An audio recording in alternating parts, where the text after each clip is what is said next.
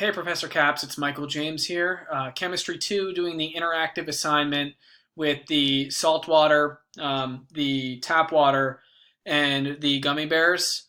So what I'm going to do right now is I'm going to start the first part of my video to show you that I actually completed the experiment.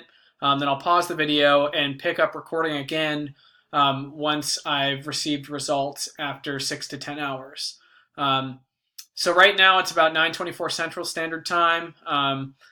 What I've already done is I have already mixed over here in this cup a bunch of salt. I've got sea salt here. I'll mix a little bit more. I thought I was at complete saturation. I don't want to oversaturate or super saturate, but I put probably close to, I'd say maybe 2 to 3 tablespoons of salt in here, and we're still dissolving all the crystals. So now what I've done is I've labeled on this piece of paper, H2O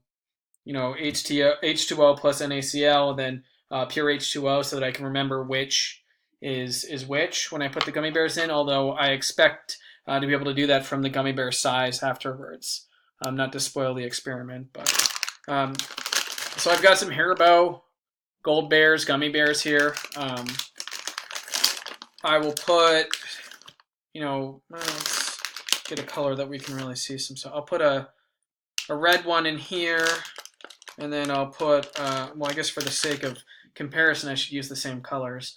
So I'll put a red and a green and a green. Let's see what happens.